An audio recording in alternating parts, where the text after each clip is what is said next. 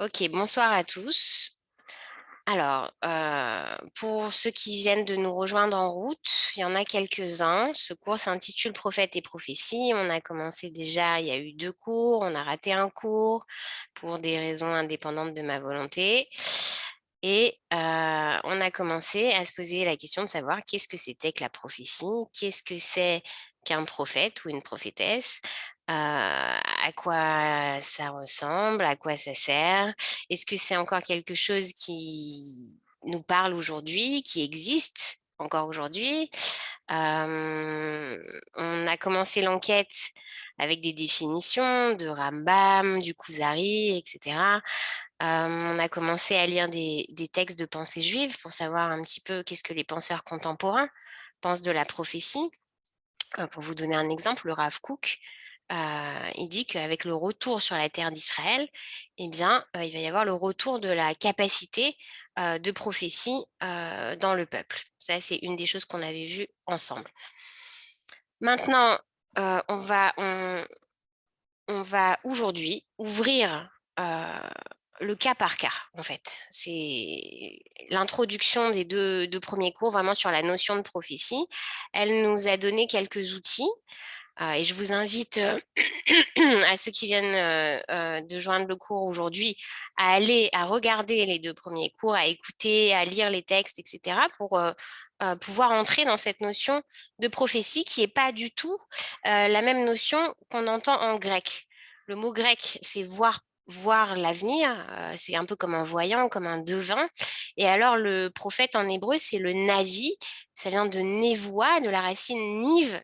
La parole, c'est celui qui porte la parole, c'est celui qui est le média, l'intermédiaire entre Dieu et les hommes. Et donc,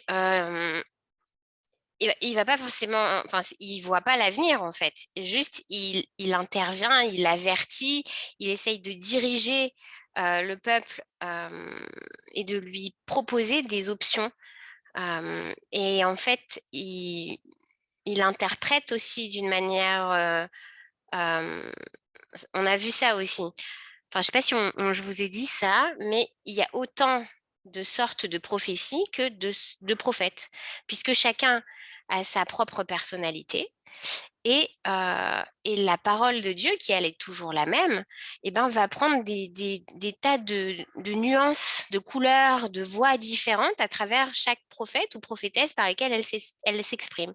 Parce que ce qu'il y a d'incroyable dans la prophétie biblique, c'est qu'on voit que la parole divine investit totalement le prophète, et pourtant, contrairement à quelqu'un qui va avoir qui va rentrer dans une extase mystique, par exemple, ou qui va être saisi de transe, ou les voyants dans la société grecque, eh bien, le prophète reste lui-même, il garde sa personnalité, il garde sa voix, il garde son libre arbitre. Il s'anéantit pas lorsqu'il reçoit la parole divine. Et pourtant, il est en même temps ce cli, cet instrument du divin, de l'absolu. Donc c'est un espèce de paradoxe. C'est une des questions aussi qui est étonnante. Après aussi, je ne sais pas si on a posé la question de savoir comment, en fait, quelque chose qui est infini, la parole divine, elle peut passer à travers quelque chose de fini, le prophète.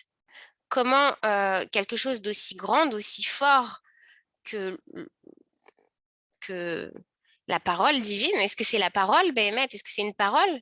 Ou est-ce que ça nous arrive comme une parole? Sous quelle forme cette présence, cette force de Dieu qui traverse en fait le monde, la matière, et qui arrive à nous sous forme de parole qu'on peut entendre et comprendre? Comment c'est possible un truc pareil? Comment on passe de l'infini au fini? Enfin bref. Donc vous avez vu, vous comprenez que tout au long de ce cours, il y a plein de questions absolument énormes qui surgissent au fur et à mesure. Et justement, ce soir, j'ai changé encore une fois un tout petit peu le programme. Vous avez dû voir qu'on aurait dû ce soir parler de Yov, le prophète Job. Et on ne va pas commencer par lui, on va commencer par Abraham. Pourquoi? Parce que j'ai décidé de coller à la paracha qui est d'actualité justement et qui parle de Abraham et Sarah. Et de toute façon, c'était le cours après. Donc, on va faire l'inverse. On va faire d'abord Abraham et ensuite Yov. alors que j'avais prévu de faire Yov d'abord et Avraham ensuite. Ok. Alors, Avraham Avinu. La dernière fois, quand on a commencé à parler des prophétesses, on a vu que la toute première prophétesse, c'était justement Sarah qui apparaissait. Et on avait vu ça dans la Maseret Megillah, d'accord, dans le Talmud. Et il nous disait là-bas, en fait, il y a des anecdotes sur chacune des prophétesses qui se rapportent à leur capacité de prophétiser. Et ce qu'on voit, c'est qu'elles ont toutes quelque chose à elles, quelque chose qui n'appartient qu'à elles, et qui fait de leur prophétie une prophétie unique. Et celle de Sarah, elle se rattachait à cette parole de Dieu qui dit à Abraham, tout ce que Sarah te dira de faire, écoute-la, à peu près. D'accord, c'est pas au mot à mot. J'ai l'impression que ma connexion Internet, elle n'est pas géniale. Ça saute, non? Des fois, ça saute un petit peu, mais ça va, ça passe. Ça va? Ok. Ouais, c'est ça. On a des petits schlags. Ok, je suis désolée. Bon, ok. Euh, voilà. Et à quoi ça se rapportait? Est-ce que quelqu'un se rappelle à quel passage exactement de la vie de Abraham et Sarah se rapporte cette parole? J'ai pas entendu quelle parole? Quand Dieu il dit à Abraham, tout ce que Sarah te dit, écoute-la. Juste avant la naissance de Yitzhak. C'est avec Agar, quand il dit de virer Agar. Exactement, exactement. Sarah qui ne pouvait pas avoir d'enfant, qui était stérile, c'était quelque chose de très difficile pour elle. Et il y avait eu déjà la promesse de Dieu à Abraham qu'il allait être un grand peuple. Il y avait eu cette alliance, Brit Ben Abetarim, l'alliance entre les morceaux, où Dieu dit à Abraham, sors dehors, sors. Et alors, c'est étonnant comme parole d'ailleurs, parce qu'Abraham, a priori, il n'était pas dedans, il était toujours sur les routes, il ne pouvait pas rester en place, Abraham. Donc, Dieu qui lui dit, sors de quoi? Je suis déjà dehors. Sors d'où? Je suis déjà dans le désert. Sors de tes systèmes. Et qu'est-ce qu'il lui dit? Il dit, regarde les étoiles, regarde le sable. Et il lui dit, tu seras nombreux ta descendance sera nombreuse comme les étoiles dans le ciel, comme les poissons dans la mer, comme les grains de sable. Et Abraham, il rencontre à ce moment-là quelque chose qui n'est pas justement dans les systèmes de l'époque. Abraham, il est né à Sumer. Sumer, c'est le berceau de la civilisation. Euh, c'est une civilisation qui est idolâtre, c'est-à-dire qui repose sur une idée du sacré, que chaque chose dans le monde est un dieu, a quelque chose de divin. Les étoiles, le soleil, la mer, le vent. Et on voue un culte à chaque force de cette nature. Le monde est rempli de sacré. Et Abraham, quand Dieu lui dit sors, c'est sort de tous ces systèmes. Et on disait d'Abraham qu'il allait devant Dieu. C'est spécifique à Abraham, cette histoire qu'il allait toujours devant Dieu. Il précédait Dieu, il allait devant lui. Qu'est-ce que ça veut dire, il allait devant lui? Peut-être on va pouvoir le découvrir ce soir. Euh, et, et donc, il a eu cette promesse. Et Sarah a déjà 90 ans, Abraham aussi, ils sont vieux, ils n'ont toujours pas d'enfants, et ils commencent à s'inquiéter de savoir comment cette promesse va se réaliser. Et Sarah, elle sait que Abraham va avoir un fils et qu'il sera père de cette nation. Elle le sait profondément, elle y croit totalement et elle cherche par tous les moyens à faire advenir cette promesse. Et peut-être qu'elle est un peu trop impatiente. Et donc, elle craque avant Abraham. Et c'est là qu'elle va conseiller à Abraham de prendre Agar, la servante, et qu'il aura un fils qui s'appelle Ishmaël. Et puis, c'est là qu'arrive la fameuse rencontre. Donc, Abraham a fait lui-même la Brit Mila et il est malade, il est fatigué, il fait chaud, et il est devant sa tente, et voilà que 3 êtres, 3 bédouins, s'approchent. On ne sait pas exactement qui ils sont. Donc nous, on sait qui ils sont, c'est des anges envoyés par Dieu qui rentrent dans la tente et qui lui annoncent qui va voir que Sarah va avoir un fils. C'est là que Sarah, qui est cachée derrière la tente et qui entend, rit d'entendre cette étonnante nouvelle.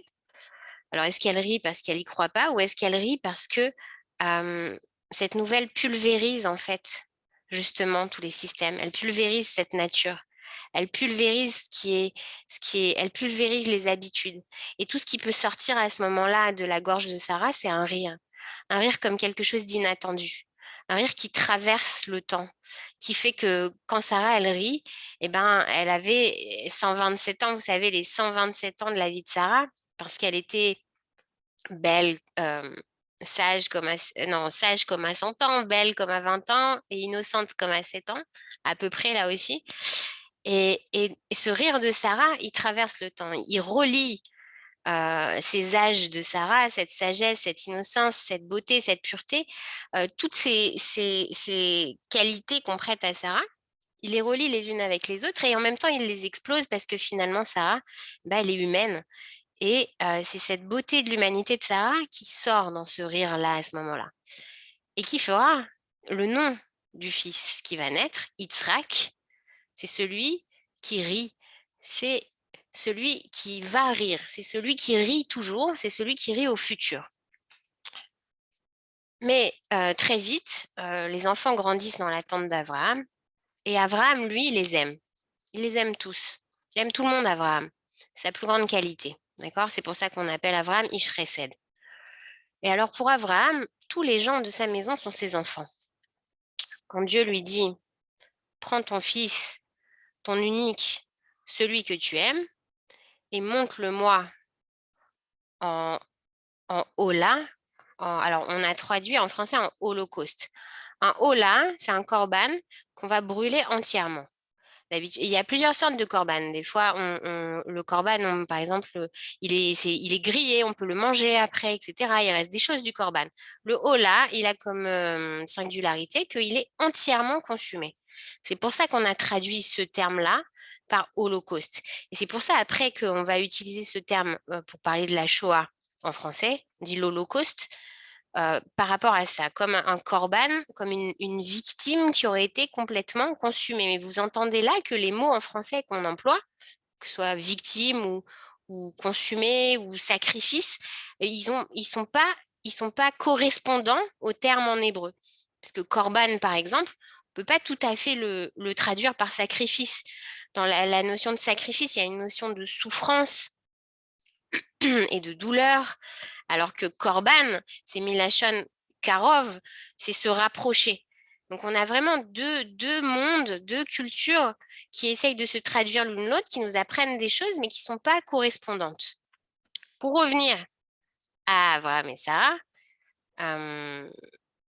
très vite, Sarah, elle voit que dans sa maison, ça se passe pas bien entre elle voit que ça va pas. Elle a l'impression que le fils de Hagar, Ishmaël, il a une mauvaise influence sur son fils. Et c'est là qu'elle dit à Abraham, il faut qu'elle parte. Il faut qu'elle parte de la maison, qu'il parte de la maison. Et Abraham, raconte le Midrash, au départ, n'est pas d'accord du tout. Pas du tout d'accord. Il comprend absolument pas pourquoi. Et il lui dit, ça se fait pas. Zélo a fait. Elle fait partie de notre maison. Pourquoi on va la jeter maintenant dehors? En plus, c'est pas n'importe qui, Agar. C'est une princesse égyptienne qui est venue elle-même. Elle voulait faire partie de la maison d'Abraham et elle a accepté d'être servante alors qu'elle était de haut rang. Alors, et puis pour Abraham, c'est son Ishmaël, c'est son premier-né en fait, c'est son fils. Et, et bon, et c'est là que Dieu, il lui dit tout ce que Sarah, elle te dira de faire. Écoute-la. Donc là, ici, on a une précision sur la prophétie de Sarah. La prophétie de Sarah, ici, c'est d'instinct? Est-ce que c'est un instinct maternel? Est-ce que c'est une intuition? Est-ce que c'est quelque chose qui fait que, sans savoir précisément quoi et pourquoi, on a cette argacha, ce sentiment que la chose est juste, que la chose est vraie et qu'elle l'est de toute éternité. Bekitsour.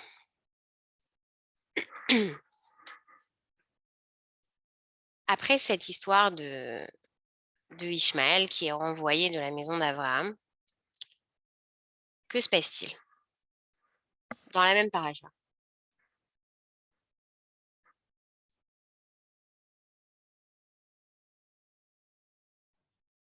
Bien, juste après, Dans l'histoire. c'est pas justement déjà quand Agar et Ishmaël ils sont dans le désert, qu'ils n'arrivent pas à trouver de l'eau, etc. Et après, il y a Avimelech, et après, il y a cette fils d'Yithrak. Nahon. C'est la paracha de la semaine dernière. Elle est incroyablement dense. En fait, il se passe énormément de choses très très importantes dans la même paracha. En quelques pages, on a toutes les bases de plusieurs civilisations en fait qui sont là. Et après cette histoire d'Ishmaël, étonnamment et absolument pas chronologiquement, en fait, si on réfléchit une seconde, on a cette histoire de Dieu qui dit à Abraham, prends ton fils, ton unique, celui que tu aimes. Pourquoi toutes ces précisions? Et que fait Abraham? Le Midrash raconte, Rashi nous dit, d'abord, quand il dit prends ton fils, il dit lequel? Pourquoi lequel? Parce qu'il y a 3 fils à la maison. Il y a Yitzhak, il y a Ishmaël et il y a aussi Eliezer. Et pour Abraham, ils sont tous pareils. C'est tous les enfants de sa maison. C'est tous ses fils. Alors il lui dit ton unique. Ah, il dit mais ils sont tous uniques à mes yeux. Il n'y en a pas un qui est plus unique que l'autre. Chacun, il a son unicité. Et celui que tu aimes, il insiste à Kadosh Baruch Hu. Et Abraham, il dit mais je les aime tous pareil. Alors il est obligé de préciser, il lui dit Yitzhak. Mais l'histoire nous dit qu'il part avec tous les enfants, tous les Néharim. Il prend les 3. Il se lève tôt le matin, il prend les 3 et qu'est-ce qu'il met sur son âne? Il met le bois, il met le couteau et ils s'en vont. Et il marche pendant 3 jours dans le désert. Et Abraham, il ne sait pas où il va. Dieu il lui a dit, tu vas aller à l'endroit que je t'indiquerai. Donc déjà, il ne sait pas où il va, mais il sait pourquoi il y va. A priori, pour faire monter son fils. Suivant certaines sources, il ne sait pas encore quel fils exactement il va devoir faire monter. Et quand Yitzhak lui pose la question, lui dit mais où on va? Je ne sais pas. Dieu il va nous montrer. Et où il est le bélier pour le sacrifice? Et Abraham y répond, Dieu y pourvoira. C'est-à-dire qu'Abraham déjà, il n'est pas tout à fait, il dit pas exactement ce que Dieu lui a dit. Il transmet pas exactement les paroles de Dieu à son fils. Est-ce qu'il a quelque chose à cacher? Est-ce qu'il a peur lui-même? Est-ce qu'il n'ose pas dire où il va? Qu'est-ce qu'ils vont faire? Il y a ici des choses qui sont très dérangeantes. C'est quelque chose, c'est un texte. Tu as dit le sacrifice d'Yitzhak, mais en vérité, c'est Akedat Yitzhak. Comment on traduirait en français exactement? S'il vous plaît, vous pouvez ouvrir les caméras là, tous les gens, Shana Seban, David Alioua, Eva, Naomi, Noah, Od Noah, Shelly, Meir, tout ça, tout ça. Alors, c'est quoi l'autre mot en français pour Akeda? Comment dire en français, le fait d'attacher. Ouais, c'est ça, la ligature. La ligature. OK? Et il marche. Il marche 3 jours. Se dire, c'est pas, ils sont partis en courant, ils savaient pas ce qui allait se passer, et hop, ça arrive par hasard, et puis ils sont tous pris par surprise, et dans le feu de l'action, allez, allez, on y va, et hop, sur le coup de la parole de Dieu qui nous a lancé, on réfléchit pas et on va faire le truc. Non, ils marchent 3 jours. 3 jours, ils sont là à suer, à marcher dans le désert, dans les pierres. Et pendant 3 jours, il sait très bien Abraham où il va. Il sait très bien ce qu'il va faire. Il a pris le couteau et il a pris le bois. Et il dit pas à Yitzhak, mais Yitzhak, il n'est pas stupide. Rachid nous dit, il a 37 ans à ce moment-là. Il a 37 ans, et pourtant, à ce moment-là, c'est comme un enfant. Il y a un midrash qui nous raconte, il marche main dans la main. Ça veut dire que les deux, ils font semblant de ne pas savoir, mais les deux, ils savent très bien. Et ils arrivent devant, en bas de la montagne. Il y a un autre midrash qui nous dit, en haut de la montagne, il y avait une nuée, et Abraham, il a vu la nuée, il a compris tout de suite que c'était là l'endroit où Dieu voulait l'emmener. Et qui a vu la nuée? Seulement Yitzhak. Les deux autres, ils n'ont rien vu du tout. Donc là, il ne pouvait plus rien faire. Abraham, il était obligé de bien comprendre que la personne qu'on voulait qu'il emmène là-haut, c'était Yitzhak et personne d'autre. Mais c'est un des midrashim. Il y en a plein d'autres qui racontent d'autres choses, qui savaient très bien depuis le départ que c'était Yitzhak qui devait emmener. Mais Kitsour, ils montent les deux. Ils montent les deux, le père et le fils, la main dans la main, après 3 jours de marche, où ils savent très bien où ils vont, les deux. Et ils montent. Il y a des midrashim qui nous racontent que Yitzhak, il tremble, qu'il lui tire la main pour pas qu'il s'en aille, qu'il a peur, que c'est Abraham qui a peur. Il y a des midrashim qui nous disent que c'est Yitzhak qui a peur, il y a des midrashim qui nous disent que c'est Abraham qui a peur. Il y a des midrashim qui nous disent que c'est Yitzhak qui rassure son père, qui lui dit « Papa, vas-y, n'aie pas peur ». Et Abraham, il prend les cordes et il attache son fils et il pose le bois. Et il lui dit, Yitzhak, dans le Midrash, il lui dit, vas-y, serre bien les liens pour pas que je me débatte, parce que certainement je vais avoir envie de me débattre au dernier moment. Et Abraham, il serre les liens. Et ensuite, Abraham, il prend le couteau pour faire le korban et il lève le couteau sur son fils Yitzhak, celui qu'il a attendu 90 ans d'avoir. Tellement Sarah, elle a perdu patience qu'elle a demandé à son bien-aimé, celui elle a accepté de suivre, où elle ne savait pas, dans le désert, de quitter tout ce qu'elle avait. C'était quelqu'un de très riche, la famille de Sarah et d'Abraham, ils sont cousins, ils viennent d'une famille très riche, d'une famille renommée, ils étaient bien installés, ils sont partis les deux ensemble. Abraham, c'est le premier qui a tout quitté, mais Sarah, c'est aussi la première qui a rendu sa maison une tente qui était ouverte à tous les vents et à tous les passants. Celui-là, qu'ils ont attendu autant de temps, qu'ils ont prié, qu'ils ont pleuré pour l'avoir, celui-là, Abraham, il s'est levé de bon matin et il a scellé l'âne et il a pris le couteau. Et voilà maintenant qu'il lève le bras. Et à ce moment-là, le texte nous dit qu'un ange arrête la main de Abraham et lui dit à Abraham,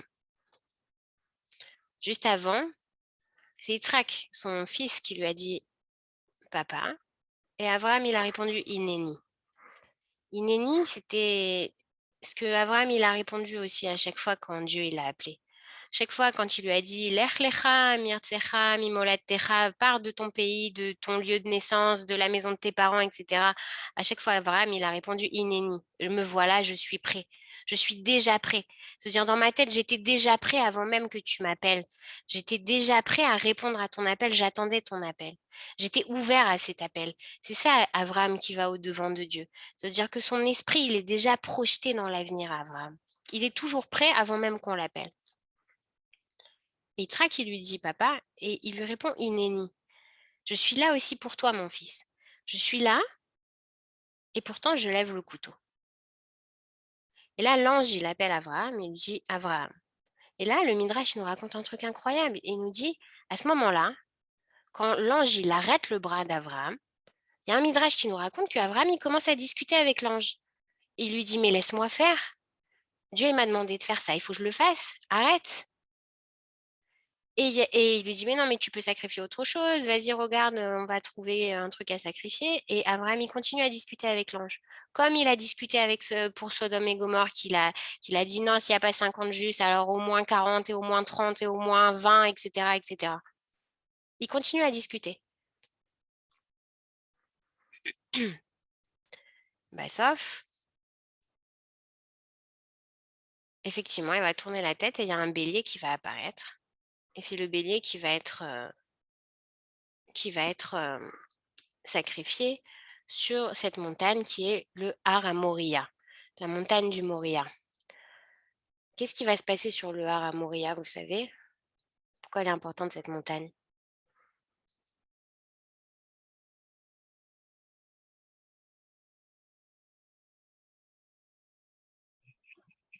Le temple sera construit sur la montagne.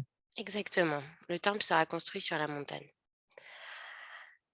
Alors, là, ici, c'était juste très rapidement ce que le texte nous dit, avec un petit peu les commentaires de Rachi à droite à gauche, quelques midrashim. Mais, Est-ce qu'on peut poser une question? ouais, vas-y, je t'écoute. Pourquoi c'est un ange qui est venu dire à Abraham et c'est pas Dieu qui est venu lui parler directement? C'est Dieu qui lui donne l'ordre. Pourquoi il envoie un ange? Justement, la question que tu poses, c'est Abraham, il la pose à l'ange. Donc, quand j'ai dit tout à l'heure, il discute avec lui. Il lui dit, mais attends, je dois continuer. Il m'a pas dit de m'arrêter. Et il lui dit justement, il lui dit, mais attends, il m'a parlé directement, il m'a dit ce que je devais faire. Et maintenant, c'est toi qui viens à sa place. Si il n'est pas d'accord ou s'il veut arrêter quelque chose, là maintenant, qu'il vienne me le dire lui-même. Et dans le Midrash, Abraham, il continue le dialogue jusqu'à ce que ce soit Dieu qui craque et qui lui dit, arrête. Ça, c'est une chose. Et pourquoi un ange et pas Dieu lui-même? Parce que les anges, en fait, dans l'histoire d'Abraham, vous voyez, plusieurs fois, il y a des anges qui sont envoyés. L'ange, c'est l'ancêtre de nos robots aujourd'hui. C'est-à-dire que l'ange, il est programmé pour faire une mission. L'ange, il boit pas, il mange pas, il dort pas. D'ailleurs, cette histoire que les anges y viennent dans la tente de Abraham pour manger, pour boire, etc., c'est uniquement pour pas blesser Abraham dans sa mida de chesed, dans sa capacité d'hospitalité. C'était quelque chose qui lui tenait tellement à cœur et ce jour-là, il était tellement fatigué, il était tellement malade que Abraham, pour pas le brusquer ou pas le choquer, alors il a demandé aux anges de boire et de manger quand même, alors qu'ils n'en avaient absolument pas, pas le besoin. Ah, il y a Eliezer qui revient du foot. Ronaldo. Oui, tu peux manger des friands, d'accord. Mais va savonner tes mains d'abord. Ok. J'étais où? Justement, Abraham, il a demandé aux anges de manger. Les anges. Ah oui, de manger, voilà. C'était Eliezer qui est venu manger les friands. Et lui, il a besoin. Ok, alors les anges, justement, et c'est pareil, en fait, à la fin, là. Pourquoi c'est un ange qui vient arrêter le bras d'Abraham?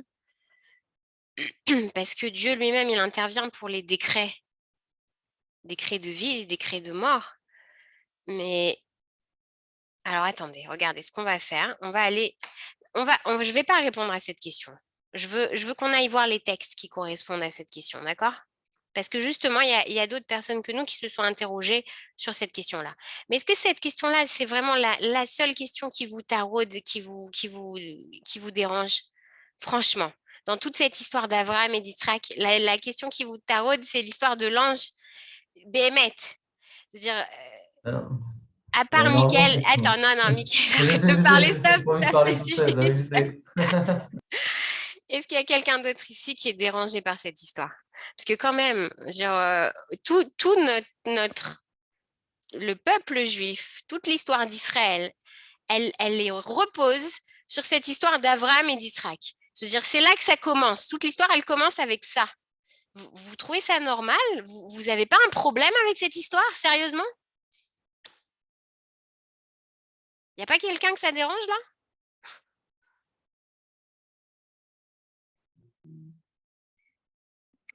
Je dirais que non, bah, la question est-ce qu'elle est dérangeante? Moi, je trouve que bon, c'est l'histoire, comment dire, c'est un peu habitué, mais par contre, la contradiction du fait que juste avant, Abraham a été promis que de lui viendra Israël, et après tout ça, ça devrait venir d'Israël.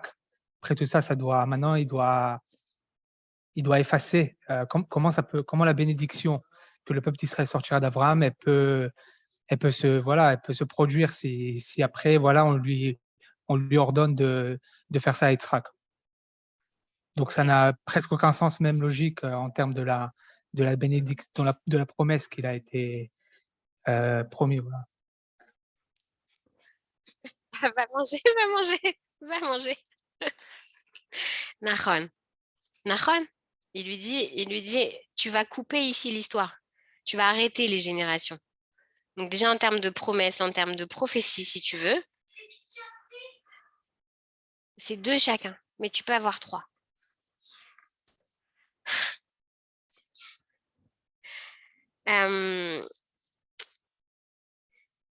Donc en termes de promesses et en termes de prophétie, c'est pas logique, déjà.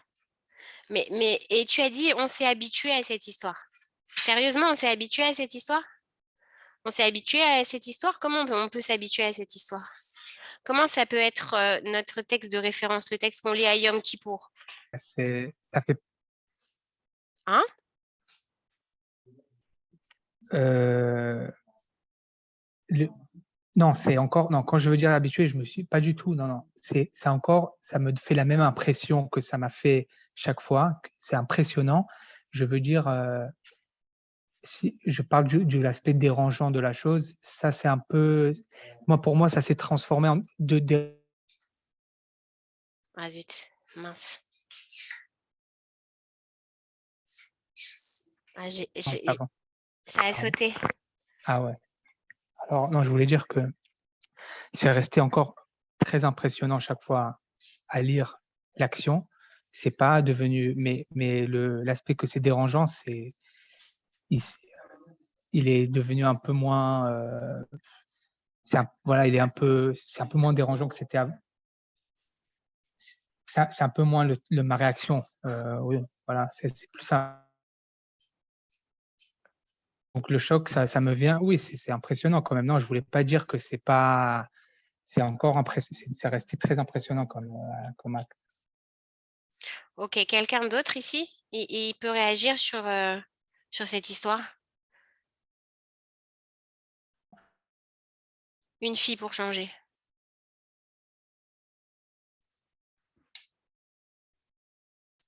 Eden Seror, qui rigole depuis tout à l'heure. Est-ce que tu rigoles à cause d'Abraham et d'Israël? Non, excusez-moi. Mais moi, j'ai un peu honte. Je suis obligée de donner mon avis. T'es obligé de rien du tout. Mais ça nous ferait plaisir que Comme je suis pas très, je ne connais pas trop dans tout ça.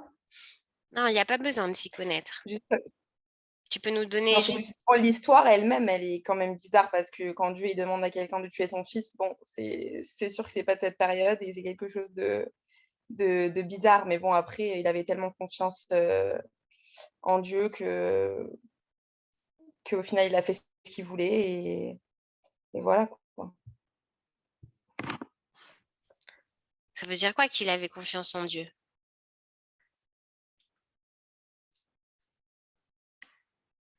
Ah non, mais c'est pas possible que ma connexion elle saute. Ah non, ça va pas être possible pour parler, que la connexion elle saute toutes les 5 minutes. Ça veut dire quoi qu'il avait confiance en Dieu dans cette histoire? Bah, c'est-à-dire qu'il avait, enfin bon, je ne vais pas donner l'exemple sur nous parce que c'était pas du tout la même époque, Mhm, mais il a tellement fait confiance à Hachem par rapport à, ok, il vient d'avoir un enfant, comme tu as dit, qui était très dur à avoir parce que ils ont attendu quand même beaucoup d'années. mhm. Et il a dit, bon, bah, même si j'ai attendu et qu'au final, on a eu cette promesse d'avoir un nouveau peuple qui va venir de notre fils, bah, il a quand même décidé d'aller, d'écouter Hachem et d'aller tuer, entre guillemets, son fils. Alors, il a eu confiance que tuer, comme tu dis, son fils, c'était la bonne chose à faire, ou est-ce que sa confiance, elle était ailleurs, elle était dans autre chose? J'ai pas trop compris la question. Bah, confiance à Hachem par rapport à tuer son fils, quoi. C'est ce qu'il lui avait demandé. Faire un Donc, misbéar. donc c'était bien dans sa tête. Oui, c'est pas ça? Je sais pas. Parce que Dieu lui avait demandé de faire ça, alors c'était bien. Et il n'y avait pas à réfléchir dessus? Ah bah si, il devait se poser des questions, mais il avait pas trop le choix du coup, je pense. Mais pourquoi est-ce que juste avant, il se bat, il répond à Dieu, pieds et ongles, c'est-à-dire, on est au chouk, il défend tous les rachaïm de Sdom et Amora, et il dit pas un mot quand on lui dit d'aller tuer son fils? Ah bah ça, c'est sa grandeur. Comment c'est une grandeur? Comment tu expliques ça comme une grandeur? Bah, pas tout le monde aurait fait ça, à mon avis, même à cette époque-là. C'est pour ça que lui, c'est quelqu'un de spécial.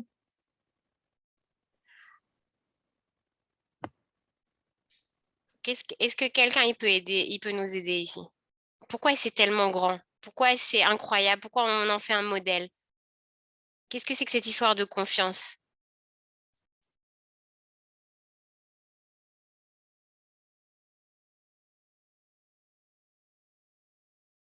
Est-ce qu'on peut vraiment aller tuer son fils par amour de Dieu? Sérieusement? Est-ce que la confiance, justement, c'était pas dans le fait qu'il savait que Bassof, en vérité, il savait que Hachem, il allait pas lui demander de le tuer. Oui, mais alors si c'était ça qu'il pensait, donc il n'y a plus de... Mais c'est le principe même du sacrifice. Je veux dire, il est prêt à tout sacrifier pour Akadosh Baruch Hu. Alors attends, tu dis deux choses différentes. Tu dis il est prêt à tout sacrifier, mais il savait que ça allait pas se passer. Mais s'il savait que ça allait pas se passer, alors c'est plus du tout un sacrifice. Alors il n'y a plus du tout de Meshirut Nefesh. Ça veut dire, ok, Il est pas... ça veut dire, c'est comme un enfant.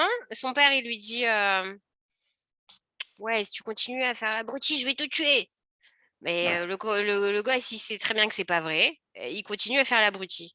Bon, c'est pas un bon exemple, mais vous voyez ce que je veux dire? Je veux dire, il sait en fait que de toute façon, c'est pas vrai. Je veux dire, c'est pas vrai en fait. C'est des histoires en l'air, c'est des paroles en l'air. Est-ce que c'est dans ce sens-là?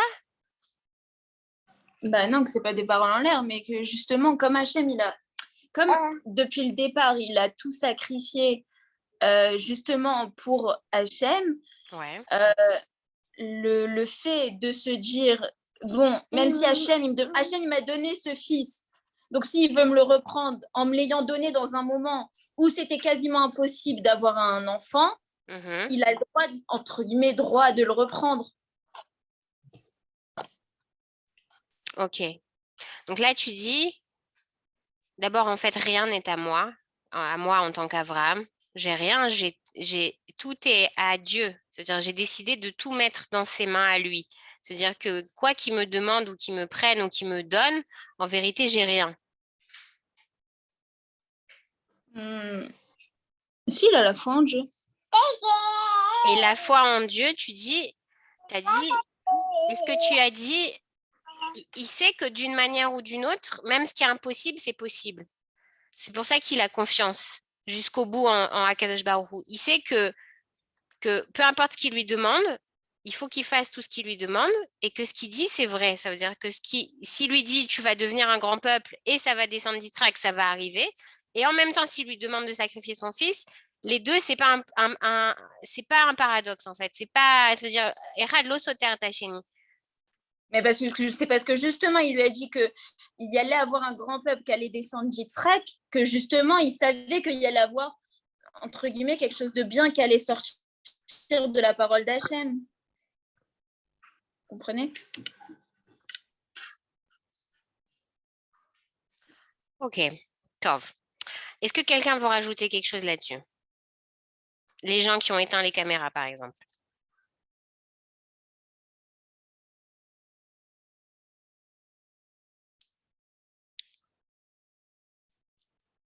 Noah Amram. Ah, j'avais pas vu qu'il y avait des messages dans le chat. Yitzhak était plutôt âgé. On a dit qu'il a 37 ans.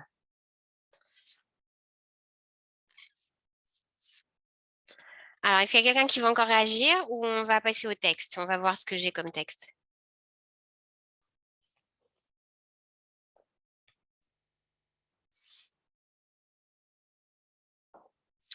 Non, parce que aujourd'hui, quelqu'un qui dit j'ai reçu la parole de Dieu, on le prend pour un dingue. Mais alors, quelqu'un qui dit Dieu m'a dit de sacrifier mon fils, vous imaginez où il va finir? Ouais. Après, c'est pas n'importe qui quand même, hein. Et c'est pas la première fois non plus qu'il a la parole divine. Nahon. C'est déjà c'est la 10e épreuve pour lui.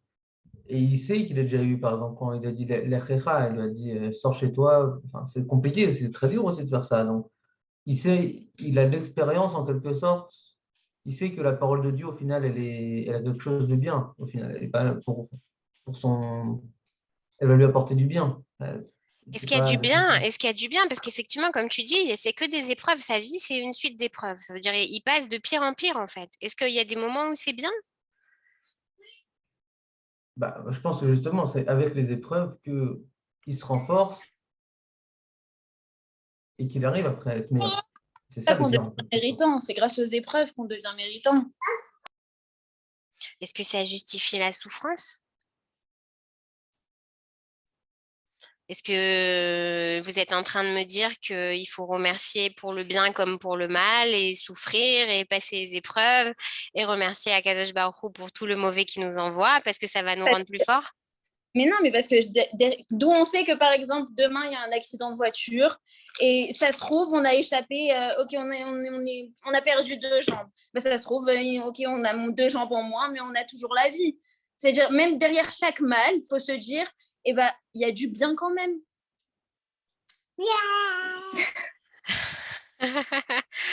Ok. Alors venez, on va voir 2 textes. J'espère que ça va marcher parce que je les ai en photo, donc on va voir ce que ça donne. Ok, on va voir.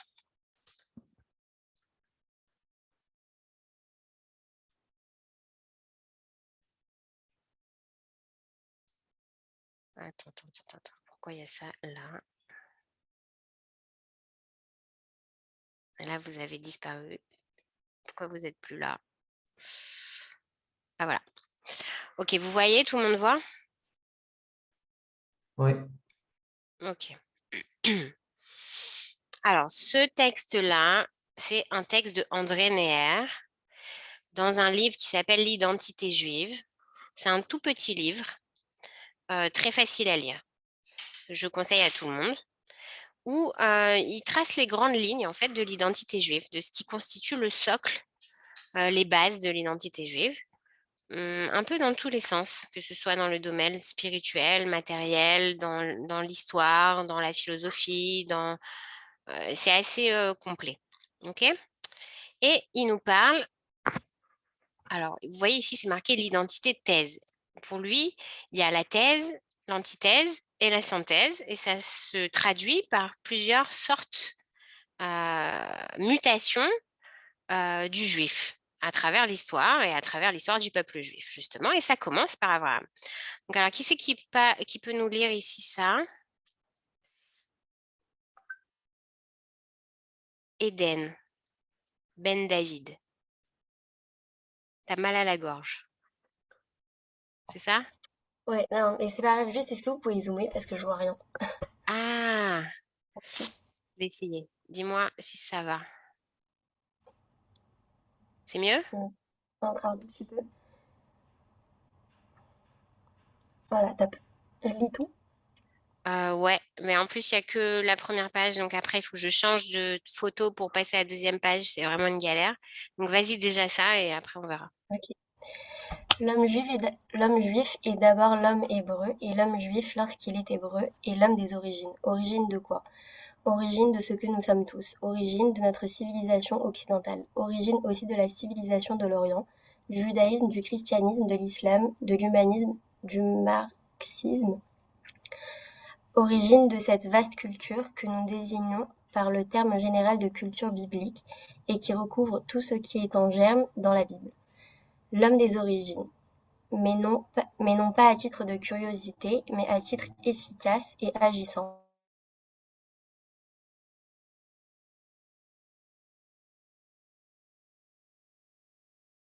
L'histoire a commencé à Sumer. C'est exact. L'histoire a commencé à Sumer, mais pas avec Goudéa. Goudéa. Ok, Ouais, Goudéa. Pas avec les constructeurs du Ziggurat ou Ziggurat. Ziggurat. Ziggurat, ok. Tout cela a été englouti dans les sables. Tout cela a disparu sans laisser de traces, sans exercer d'influence.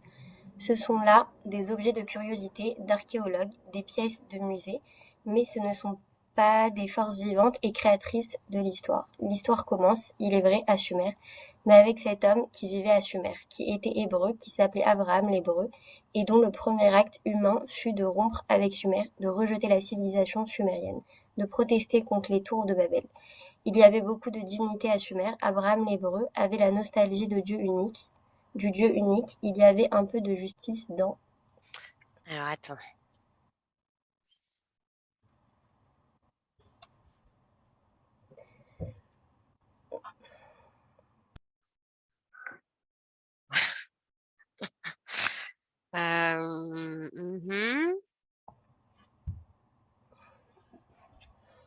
Ok.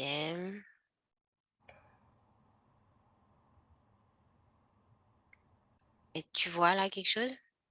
Ouais. Alors, Attends, je peux peut-être faire ça. Et là, tu verras peut-être mieux. Ok, vas-y. ok. Alors, une seconde. Ok. Dans les lois de Sumer, Abraham voulait toute la justice. Il y avait beaucoup de réussite matérielle, technique, économique dans la civilisation de Sumer. Abraham aspirait à l'éthique et à la prière. L'homme hébreu et l'homme abrahamite. L'homme juif, lorsqu'il se ressent hébreu, accepte de revivre la décision d'Abraham et de la répéter. Il accepte de s'arracher à l'établi, de protester contre les idoles, contre l'injustice. L'homme juif, mais aussi l'homme chrétien, l'homme musulman, l'homme marxiste, l'homme humaniste, tous ceux qui se sentent frères en Abraham. Lorsqu'un pape déclare que nous sommes tous spirituellement des sémites, il veut dire en réalité que nous sommes tous spirituellement des hébreux. Mais alors, quel est le sens personnel particulier de l'hébraïsme du juif? C'est d'accepter la condition de l'hébreu dans sa signification étymologique. Hébreu, ivri, implique une expérience de passage. Abraham il a passé d'un monde à l'autre, d'une rive à l'autre. Le juif est le passeur. C'est sur la barque de chaque juif, répétant le geste d'Abraham, que les hommes passent à l'autre rive de l'humanité. L'homme juif, en tant qu'hébreu, est le passeur qui, dans l'histoire, a fait passer le paganisme antique au christianisme, le paganisme oriental à l'islam, les néopaganismes au humanisme. Il fera passer encore c'est un peu coupé, du coup, je vois pas. Toutes les paganismes actuels à l'humanité. C'est ça? À l'humanité. Enfin, il me manque une ligne, je crois. Ouais, attends, en fait, moi, je vois pas ce que tu vois parce que je sais pas pourquoi. Attends.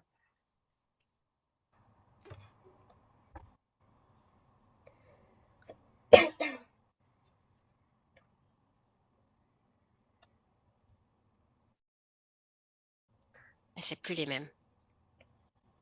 C'est plus les mêmes que tout à l'heure. Ah, je crois que c'était ça. Je sais pas ce qu'il m'a fait là, l'ordinateur. Il a fait n'importe quoi. Il est complètement dingue. Ouvrez dans le WhatsApp, peut-être, ça peut marcher. Ah ouais?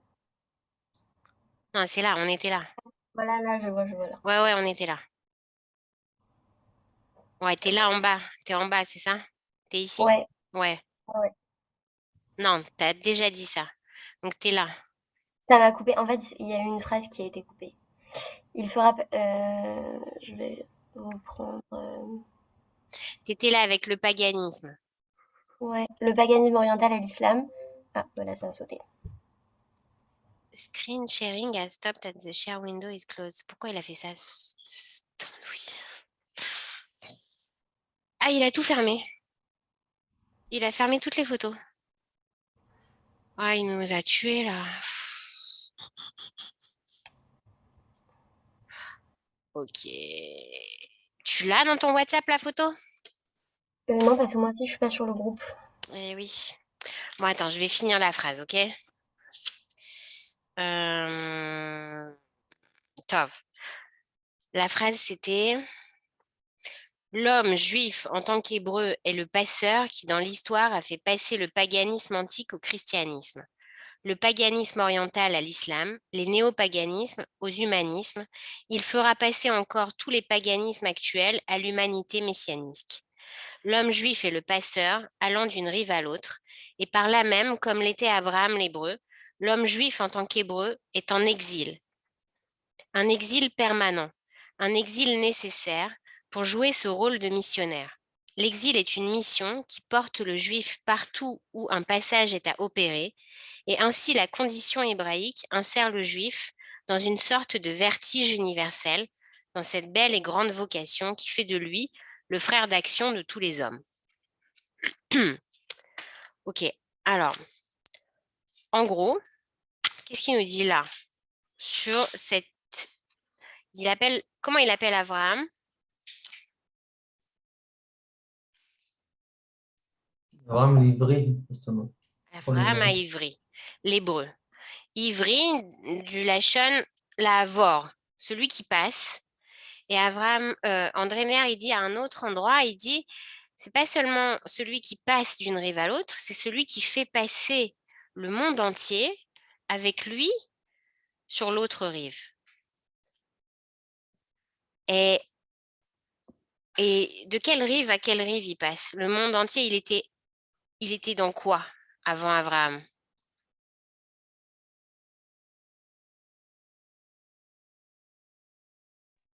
L'idolâtrie. Ouais, ce qui est appelé ici le paganisme. D'accord. Et Mhm. justement, il parlait ici de ziggourats, etc. Les ziggourats, c'était des tours qui s'élevaient, qui étaient dirigées vers le ciel, comme des pointes, comme ça.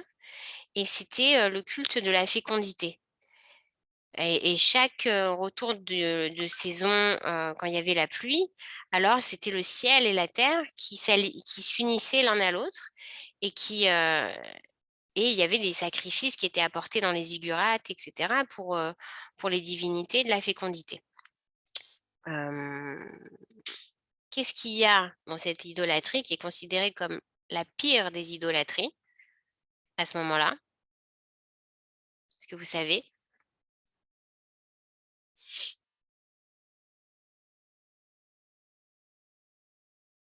C'est pas avec Baal Péor, ou je sais pas ça. Ouais. Pourquoi? Qu'est-ce qu'on doit apporter à... C'est pas Baal Péor, c'est Moloch. Qu'est-ce qu'on lui apporte comme sacrifice à celui-là? C'est pas, je sais plus si c'est des enfants. Ouais, Les c'est des enfants. bébés. Les Ouais, enfants, ouais. exactement. Alors, c'est pas justement un peu bizarre, cette histoire, que comment Abraham il peut faire passer toute l'humanité du paganisme au monothéisme, donc de l'idolâtrie à la croyance en un Dieu unique, en reproduisant ce geste de venir sacrifier son fils à la divinité qu'il exige.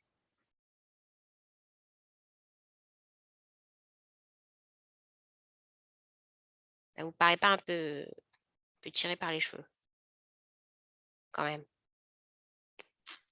Mais il arrête justement, il ne le fait pas. Ah, effectivement. Oui, oui, c'est important de le préciser. Alors justement, André Nair, il dit à un autre endroit, il dit, c'est quelque chose de très, c'est le christianisme qui a repris cette image du sacrifice d'Yitzhak en appuyant sur la notion de sacrifice. Mais en réalité, le judaïsme, il repose sur le fait que Yitzhak est vivant et que Abraham a arrêté le geste. Le geste n'a pas été fait jusqu'au bout.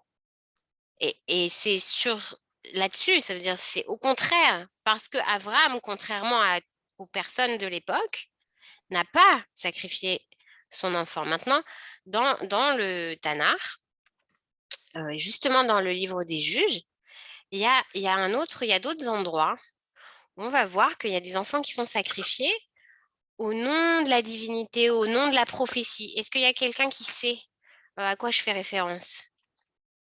Il y a un autre personnage qui va sacrifier son enfant. Et pour de vrai cette fois-ci. Iftar? Ouais, Iftar. Jephthé en français, c'est un juge.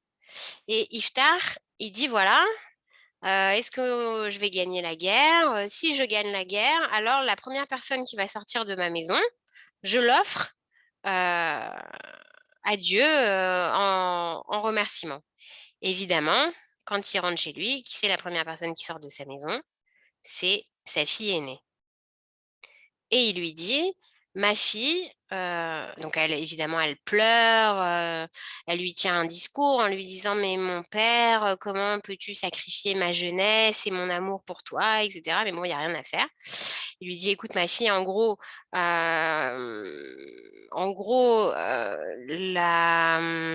l'intérêt du peuple passe avant notre intérêt personnel et donc tu dois te sacrifier pour le peuple et c'est comme ça et j'ai promis et maintenant je ne peux pas revenir sur ma promesse. Et lui dit, alors je te donne 2 mois pour aller te promener dans les montagnes avec toutes tes copines et pleurer sur ta jeunesse perdue en mettant des fleurs dans tes cheveux.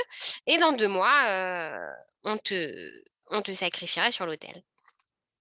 Et elle est effectivement tuée. Enfin, ce qui est marrant, c'est que les mots qui sont employés, que ce soit pour Yitzhak ou même que ce soit pour la fille de Iftar, et c'est pour ça que le Talmud va parler dessus, c'est que les mots, ils sont ambigus. C'est-à-dire, on peut comprendre que peut-être elle a été vraiment tuée, ou alors on peut comprendre que juste elle s'est retirée dans une sorte de couvent, enfin pas vraiment un couvent parce que c'est pas vraiment des couvents, hein, mais un endroit où finalement elle n'aura pas d'homme et que elle n'aura pas d'enfant et elle se consacrera uniquement au service divin, ce qui est un truc un peu bizarre, mais bon à l'époque vu qu'il y avait toutes les idolâtries qui étaient mélangées aux pratiques du Ham Israël, comme on l'a vu quand j'ai parlé du livre des juges la dernière fois. Alors, il y a des choses qui sont classiques en fait pour l'époque, qui se font. Donc, c'est pareil que pour Yitzhak. Les mots, ils ont plusieurs significations. On peut les lire différemment. Je veux dire, Rachi nous dit aussi, il y a des commentateurs qui nous disent, il n'a jamais dit à Avram, va tuer ton fils. Il lui a dit, fais-le monter. Qu'est-ce que ça veut dire, fais-le monter? Ça peut avoir plein de significations différentes. Est-ce que ça veut dire le faire monter spirituellement? Est-ce que ça veut dire faire le monter d'un niveau? Est-ce que cette histoire, tu as dit tout à l'heure, de renoncer à toutes ces possessions, c'est-à-dire peut-être de renoncer à cette idée reçue que les enfants, ils appartiennent à leurs parents, qui sont une continuité d'eux-mêmes. Est-ce que c'est ça, le faire monter? Ça veut dire couper, comme on dit l'ikroth brit, couper une alliance, couper une brite. Qu'est-ce que ça veut dire? Pourquoi on dit couper? Pourquoi on dit trancher? Est-ce que c'est trancher ce lien, comme quoi mes enfants, ça serait ma propriété et la continuité de ce que je suis?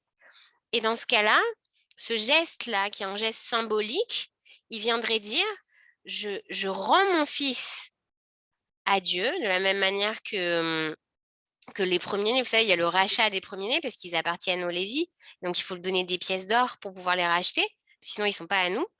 Et donc, ils ne nous appartiennent pas. Ils ne sont pas à nous. Comme la terre, elle n'est pas à nous non plus. Elle est prêtée, elle est en gage. C'est-à-dire, si on s'en occupe bien, elle ira bien. Mais si on s'en occupe pas bien, on nous la reprendra. Et dans ce cas-là, alors ce geste-là, il voudrait dire, je te rends à toi-même, je te rends à ce que tu es, je te donne la liberté de mener ta propre vie, d'avoir ta propre histoire. C'est-à-dire, je tranche ces liens-là qui font que l'image ou la personnalité du père, elle va planer en permanence sur toi, sur ce que tu es. Elle va influer tes choix, elle va influer tes décisions dans la vie et je coupe ça en te libérant. C'est-à-dire, je ne fais pas les enfants pour moi-même, je les fais pour eux-mêmes. Pour pouvoir un jour leur dire, vas-y, mon fils, vole ou monte. Mais vous comprenez bien que tout ça, c'est des interprétations différentes. Et Il y a un autre texte que je voudrais qu'on voit ensemble. J'espère qu'on va y arriver cette fois. C'est un texte d'Elie Wiesel. Alors, quand je dis que ce qu'on fait dans ce cours, c'est pas, vous avez compris, c'est pas uniquement une explication de texte ou une lecture biblique traditionnelle. C'est éclairé à travers la pensée juive et la pensée juive moderne. Et on voit comment chaque génération trouve dans le texte biblique une parole qui lui parle directement, qui la concerne. C'est-à-dire, Dieu, il me parle Hayom. Hayom, chaque jour, cet ordre de Dieu qui s'adresse à Abraham, qui lui dit, sors, va pour toi, monte ton fils, viens, cours, saute, vole. C'est maintenant, c'est aujourd'hui, c'est à chacun d'entre nous qu'elle est adressée et chacun d'entre nous la reçoit à sa manière. Alors, Elie Wiesel, est-ce que quelqu'un sait qui est Elie Wiesel? Par exemple,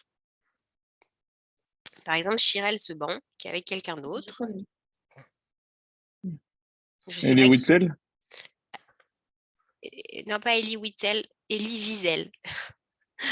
Elie Wiesel. Mais attends. Il y a une Chirel Seban là qui est avec sa copine ou sa cousine, je sais pas. Elles rigolent depuis des heures là avec leur téléphone. Je sais pas ce qu'elles font. Elles ont des jolis coussins bleu turquoise.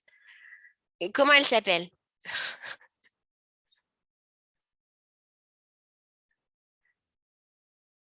Vas-y, allume le micro. On vous entend pas, hein?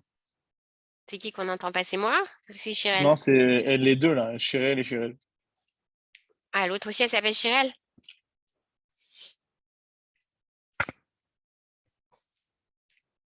Bon, alors les Chirel, vous savez qui c'est Elie Wiesel? Est-ce que vous avez déjà entendu ce nom? Ah voilà, c'est Chirel Biton et Chirel Seban. Bon, maintenant on a tout. On sait tout. Alors, il faut ouvrir le micro. Fais pas genre, t'y arrives pas. Mais le micro, il marche pas. Bon, tu sais qui est Elie Wiesel? Qui a entendu parler d'Elie Wiesel déjà? Quelqu'un qui n'a pas encore parlé? Moi, j'ai lu son livre la nuit quand j'étais à l'école. T'avais quel âge? J'avais, je sais pas, je devais être ou en troisième ou en seconde, je me rappelle plus. Ouais. Et du coup, bah voilà, c'est un rescapé de la Shoah qui a parlé, du coup, enfin, c'était un roman un peu autobiographique. Mhm. Et voilà. הייתי אומרת הפועל לחולל, אבל אני ממש לא בטוחה. Et comment t'as reçu ce livre en troisième? Bah, fallait le lire pour l'école. Genre, il y avait une liste de livres à lire et c'était un des livres à lire obligatoire, quoi. Oui, non, ça j'ai compris. Mais comment toi tu l'as vécu de lire ce livre? Parce que c'est Ah, un livre très dur. qui est C'est horrible. très dur. Ouais, c'est très, très dur de... Le livre, il parlait de la Shoah et comment son père, il est mort à la fin, si je me trompe pas. Mhm. Comme ça. Et vraiment, c'était horrible, tous les détails et tout. Mais et je sais plus s'il a été romancé ou si c'est vraiment un livre autobiographique. Non, c'est pas romancé. Non, Celui-là, c'est non. autobiographique, non? C'est autobiographique. Elie Wiesel, effectivement, c'est un rescapé d'Auschwitz et il raconte cette traversée avec son père. Et, et il raconte tout ce qui... D'abord, effectivement, tous les détails. C'est un des premiers qui va prendre la parole, qui va écrire. Parce que ça a été pendant... il y a une longue période où les rescapés, ils pouvaient pas parler et encore moins écrire. Et Elie Wiesel, il a fait partie des premiers qui ont commencé à écrire là-dessus. Et Mais je crois qu'il était enfant à ce moment-là, non? il raconte tous les détails. Il était enfant et il raconte surtout comment... il vient d'une famille très pratiquante et très croyante. Il est né à Siget et il a étudié le Talmud et la Torah et la Kabbalah et il s'est retrouvé avec son père là-bas. Et c'est des questions, il se pose des questions de halakha, il se pose des questions de respect des parents, il se pose des questions de survie. Quand il devrait donner de l'eau à son père, mais que s'il bouge pour donner de l'eau à son père qui est en train de mourir, alors lui-même, il va se faire tuer. Et c'est quelque chose qui le hante des années après la mort de son père. Est-ce qu'il aurait dû se lever à ce moment-là? Est-ce qu'il aurait dû faire quelque chose? Il n'a rien fait, il n'a pas bougé. et chaque respiration, en fait, dans le camp d'Auschwitz, elle est à chaque fois une montagne de questions existentielles qui se posent.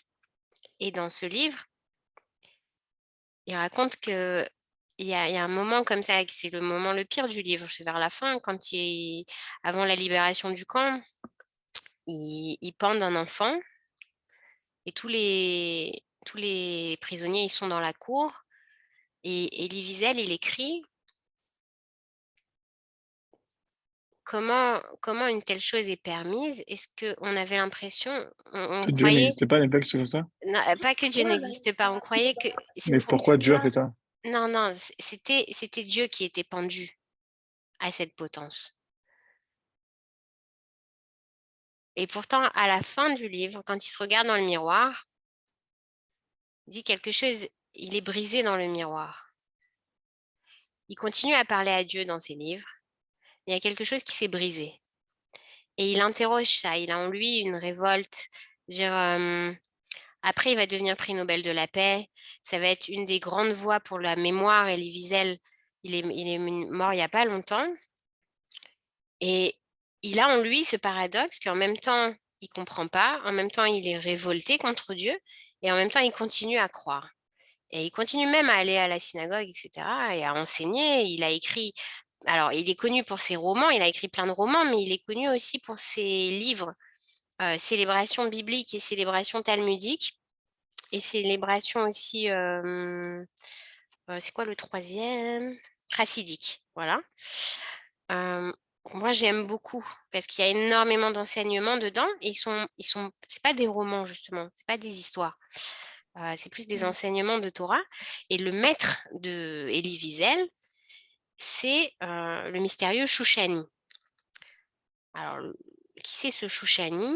C'est aussi celui qui peut-être a été le maître d'Emmanuel Lévinas et qui est un mystérieux Gaon, un espèce de génie à des airs de clochard qui apparaissait, disparaissait à certains endroits pendant la guerre, après la guerre, et qui a enseigné à des gens qui sont devenus et qui font partie des piliers du judaïsme, pas seulement français d'ailleurs, puisque Elie Wiesel, après, après, il est passé à Paris, et ensuite il a vécu aux États-Unis. Bekitsour. C'est donc un texte d'Elie Wiesel sur Abraham que j'aurais voulu voir avec vous. Et on va voir comment la lecture d'Elie Wiesel, justement, elle est double. Ça veut dire d'un côté, elle est ultra traditionnaliste.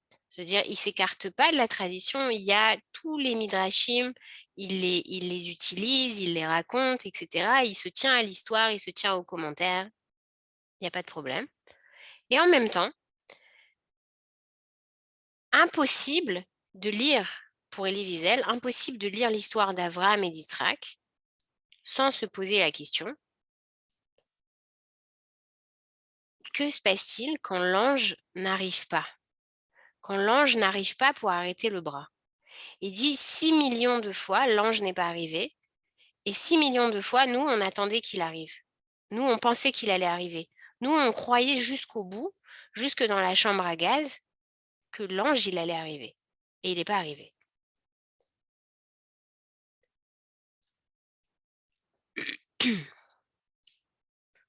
Est-ce que quelqu'un veut réagir à ça?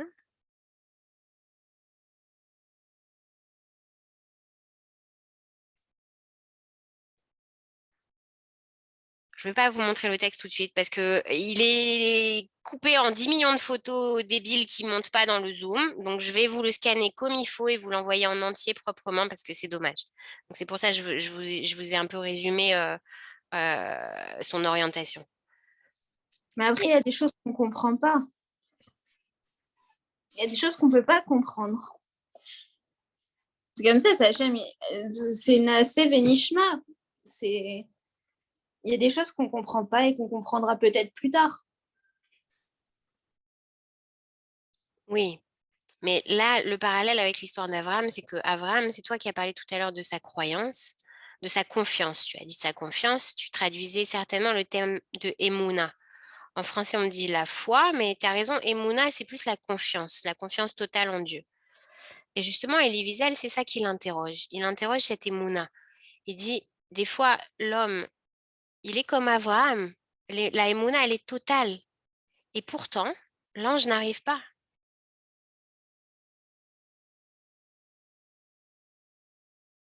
Oui, mais plus on avance dans le temps et plus on s'éloigne un peu de Dieu dans le sens où on a moins de connexion, on va dire. Et donc, bah, c'est peut-être le fait qu'on n'avait pas cette connexion-là. Donc, c'était un petit peu plus compliqué d'être, on va dire, un bon réceptacle pour l'ange ou pour le sauveur. Enfin, voilà, quoi. Ok.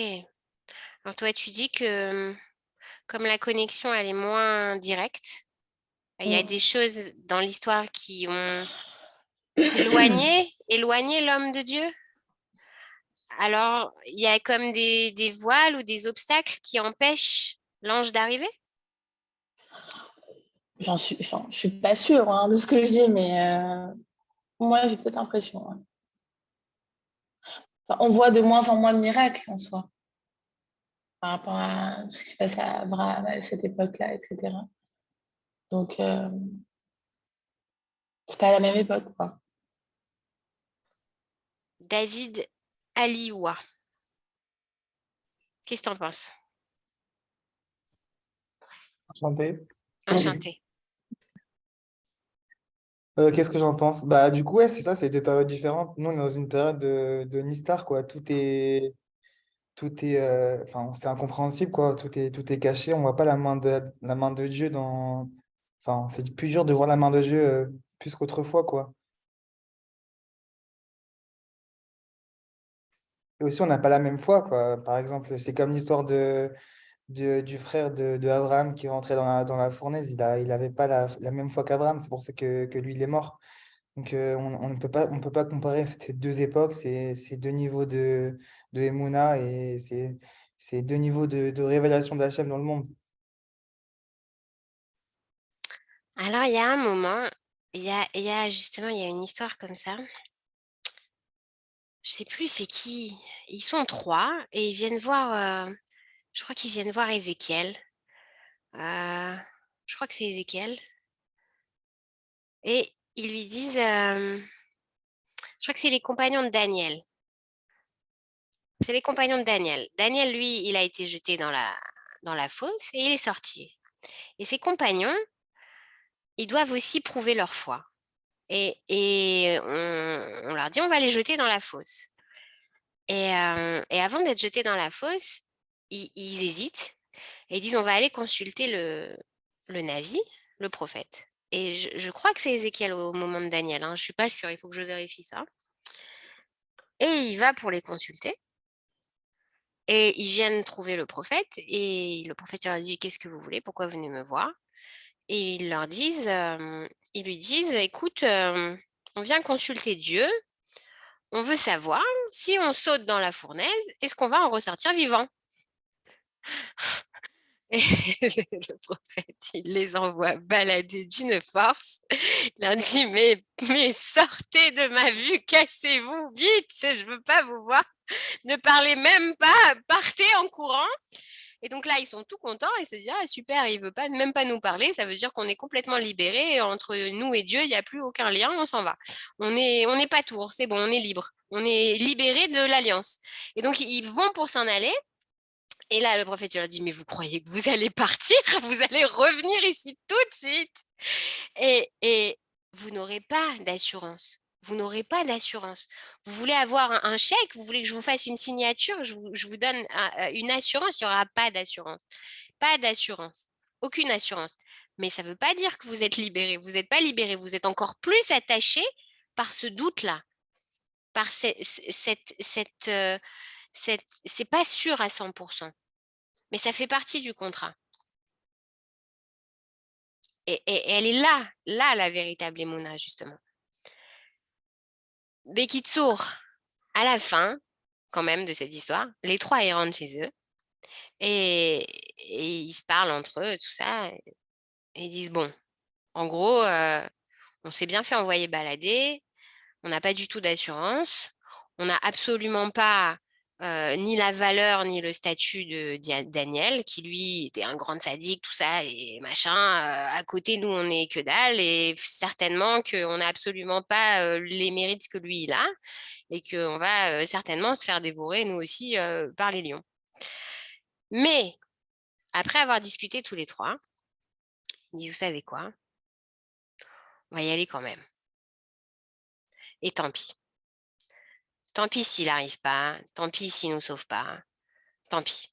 Tant pis parce que dans cette histoire, c'est quoi l'histoire? Je crois que c'est Nabuchodonosor à ce moment-là, ou il me semble, ça, ouais, je crois que c'est lui, qui veut prouver en fait que son Dieu est plus important et plus juste que le Dieu des Hébreux, etc.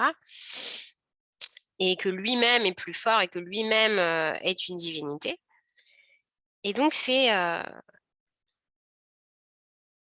pour laver, en fait, l'honneur de Dieu à la face de tous, devant tout le monde, qui décide de sauter. La fin de l'histoire, c'est qu'ils ne vont pas se faire dévorer par les lions. Et ils vont être sauvés quand même. Mais ça, ils ne le savaient pas. Et quand ils ont sauté, ils pensaient vraiment qu'ils allaient servir de repas aux lions. Et là-dessus, André Neher, il dit quelque chose aussi. Il dit aujourd'hui,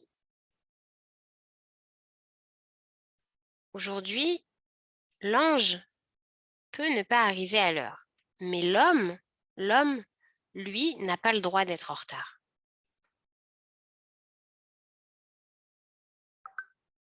Et on va pas voir donc le texte d'Elie Wiesel, qui est un petit peu, qui est pas long, d'accord, qui est pas long et qui reprend toute l'histoire d'Abraham. Mais je vous demande de le lire chez vous. Je vais vous le scanner, je vous le mets demain bien comme il faut dans le Moodle.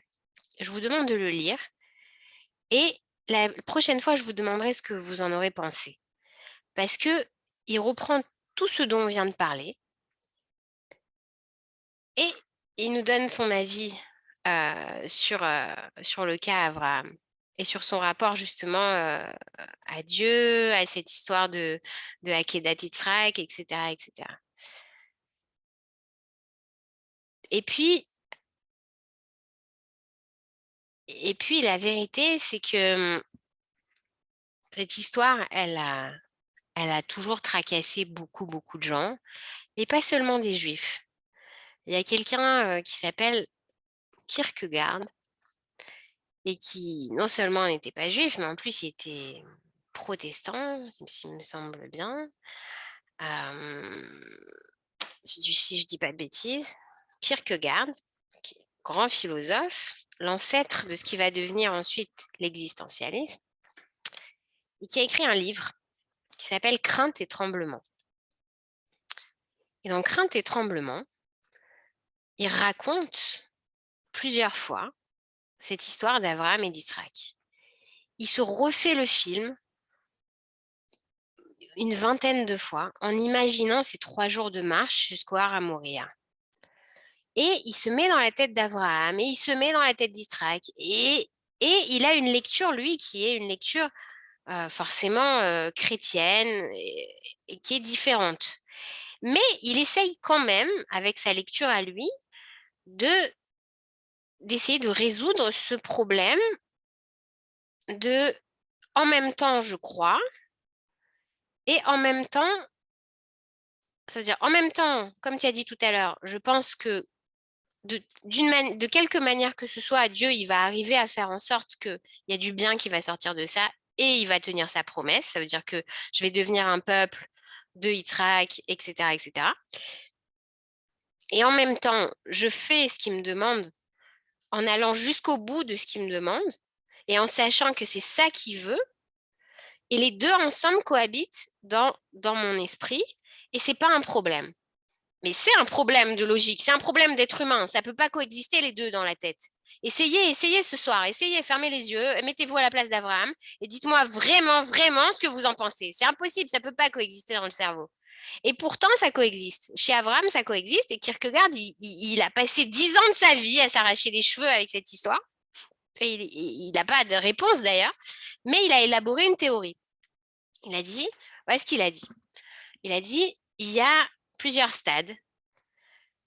Il y a le stade esthétique, où il faut que les choses, elles soient bien, etc. Elles soient belles, a priori. Ça veut dire que tout est beau, tout rentre dans l'ordre, tout est comme un beau puzzle bien agencé, bien raisonnable.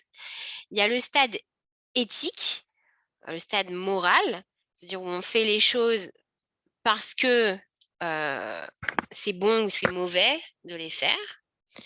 Et puis, pour Kierkegaard, eh bien, il y a un troisième stade, qui est le stade ultime, et c'est le stade religieux.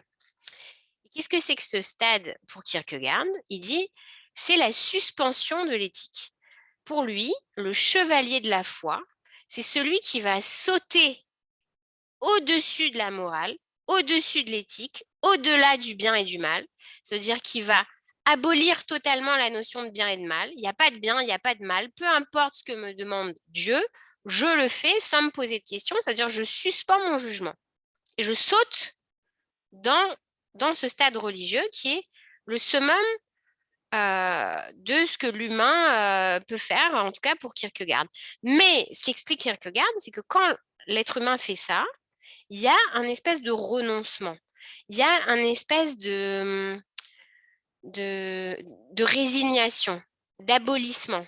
Ça veut dire je déclare forfait en tant qu'être humain. Je n'ai plus mon libre arbitre. C'est-à-dire je ne suis plus dans la réflexion, dans la logique, dans la raison. C'est-à-dire c'est au-delà de moi, je m'arrête là, je ne comprends pas, je ne sais pas, je ferme les yeux, je me résigne. Et y est tov, akol tov, tout ira bien, c'est pour le bien. Oh, bah, on me demande de tuer mon fils à coups de couteau sur le Hara Moria. Bah, c'est très bien, je ferme les yeux et je crois d'une foi totale et entière que tout ce que me demande Dieu, c'est bien. Sauf que, même ça, Kierkegaard, il l'écrit, donc il l'écrit 20 fois, il revit le trajet d'Abraham et il dit, mais même en croyant ça, pendant ces 3 jours, il marche avec son fils, il doute.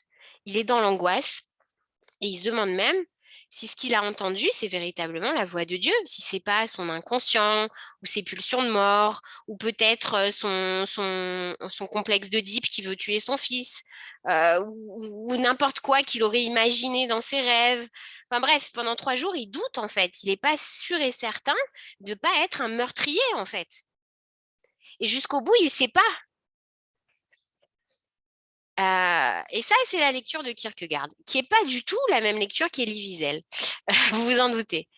Et d'ailleurs, Elie Wiesel, dans le texte que je vous envoie demain, Bezrat Hachem sans faute, il fait une petite allusion à Kierkegaard en disant « Ah, bah Dafka, c'est pas tout à fait la même chose. » Donc, je vous invite vraiment, vraiment à aller lire le texte d'Elie Wiesel et la semaine prochaine, vous me direz ce que vous en aurez pensé. Et ce que vous en pensez aussi personnellement. Voilà, voilà. Merci à tous. Merci beaucoup. Bonne soirée. Bonne soirée, au revoir. Bonsoir.